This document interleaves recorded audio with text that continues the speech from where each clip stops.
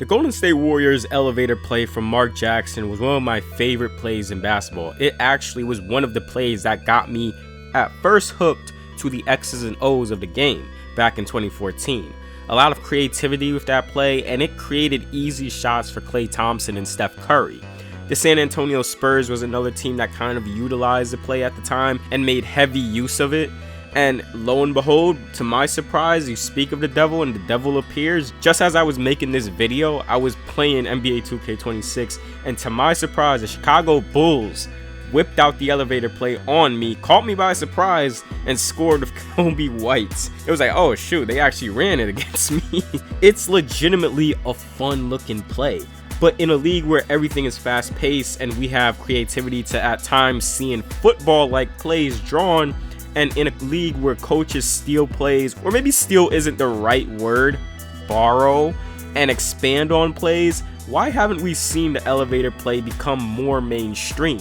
Personally, from what I've seen over the years, the elevator play is still run in the league, but it's pretty rare to come across, and I always wondered why. Why isn't it a set play for shooters? And I mostly seen it within baseline out of bounds plays and not a set play coming up the floor. Why hasn't this play taken off and become a main play for a shooter instead of standard staggers and pin downs, or just a simple handoff as a go-to play for a shooter? And I hope to answer that question in this video. So to start off, how do I break down the effectiveness of a play and how good it is? It's determined by 3 factors for me. How quick we can get into the play and get a shot off. 2, can we play into different options if the main option of the play is taken away? And 3, does this play create consistent looks and can be run multiple times down the stretch? Let's look at the 2014 Warriors base version of the elevator play. The formation and how the play starts, having one of your forwards, mostly the power forward, at the high post and a center occupying the weak side elbow. Then you have your guard bringing the ball up and give it to the power forward who is on the strong side high post. The guard who gave the entry pass will then set a down screen for the main shooter in the play, who will curl off of that, going inside off the screen, heading towards the paint. Once that guard screens the shooter, he will get the ball back and have a better angle to connect the pass to the shooter. The shooter then flashes up top, taking the elevator screen, and there you go, you got an open shot there. It's tough for a defender to get through 2 screens, absolutely tough. I think one of the most underrated parts, and it honestly just speaks to the skills of the shooters who can execute this, especially Steph Curry. Shooters are used to moving side to side, stationary, or lifting from the corners, but coming off of these elevator screens, you're sprinting full speed because you want the defense to get caught in the elevator screen, but sprinting full speed and then stopping, getting the ball and then turning about face, aligning to get a quick shot off quickly. That's a tough thing to do in just one motion, really. Like even in floppy actions or like plays where you are kind of just having to turn your entire body around to get a line after a full sprint, those are the toughest threes to shoot.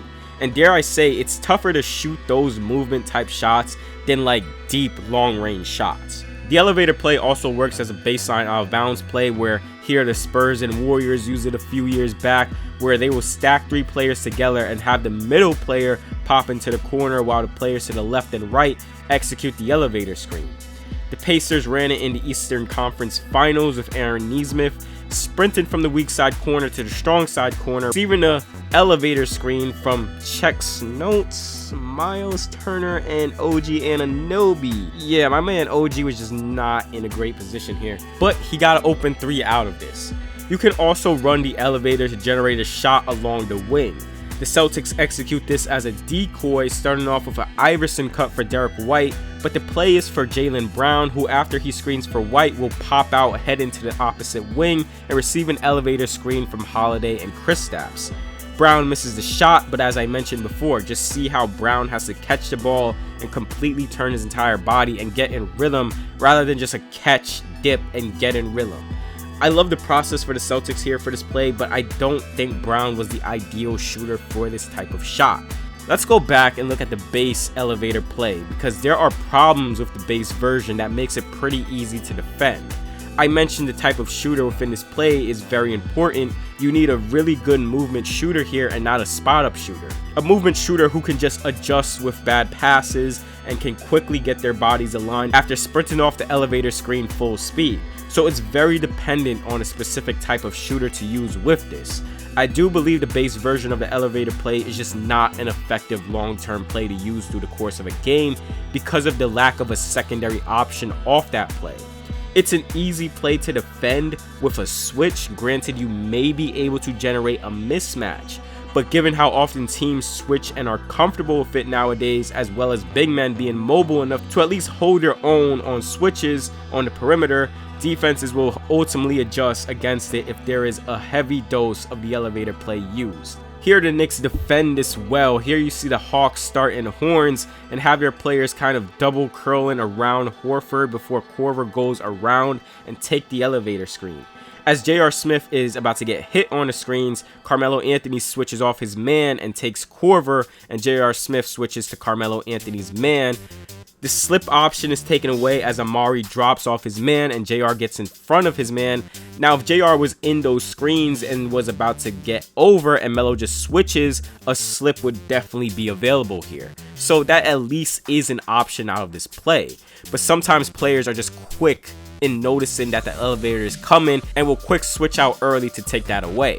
The play is ultimately blown up and the Hawks have to reset. The Warriors run it here and it's the same setup, but as Curry gets through those doors, Ashik switches out to contain him. This does open up the mismatch. Curry at this time was just uber crazy, shifty with the ball in his hands, and Lin was matched up on Bogut, so there was ways to poke at the switches here. The offense does start to die down once it's blown up and it takes off time from the clock. The Nuggets run the play here out of horns, flowing into zoom action off the Gordon screen. This goes into an elevator screen for Jamal Murray to pop to the wing. Terrence Mann sniffs out the play and calls out a switch. The switch is slow by Bones Highland and it does give Murray a look for three, but the premise is there to just switch on the play. Also, the base of this play, the elevator play, is a four-man play. You can't have any of the bigs handed off and you need someone on the wing to connect the pass. So you are kind of running this four-man play for one player for one specific type of shot, while a player who isn't really a part of the action is kind of just, sitting in the corner, looking at what's happening at the action. What a weirdo. Another downside is in regards to the timing of the screen for the big. They basically have to get set quickly just as the shooter gets out of the elevator, and there is risk of an illegal screen being called if those screens are not set properly. It's kind of funny because the split action and the elevator became such a mainstream thing kind of around the same time with the Warriors offense, but the split action can be spammed numerous times and is just easy to flow into, and because there is so much stuff that can come out of it, generating a quicker three, opportunities for cuts, a post up, you can use it as a three-man or four-man action, running a stagger towards the ball or a stagger twirl where off the first screen the offensive player slips to the basket. There's just so many options you could play with the split action. And yes, the split action can be a four-man type play just as the elevator, but the difference being that there's just different options. There's more options that can come out of it. Ultimately, I believe the elevator play is best used as a misdirection or an out-of-bounds play to be used a couple of times during the course of a game to surprise the defense. It's best as a secondary option out of a main option. And coming back to the Celtics version of it from earlier where they started off with Iverson and then flowed right into the elevator play, that's ideally what you want to use the elevator screens for.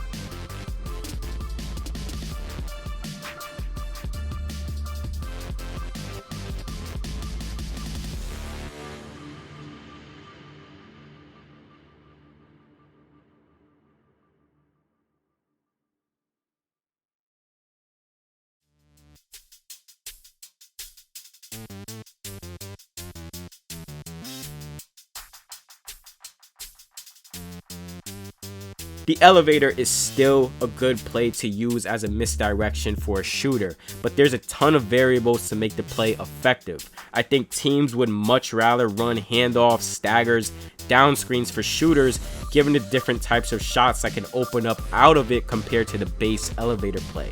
that'll wrap up this video. What are your thoughts on the elevator play? Anything you would add? Anything you would disagree with? Please let me know in the comment section below. If you enjoyed this video, please do give it a like and subscribe to the channel for more NBA breakdowns like these. Before that being said, y'all, I'll see you all in the next video.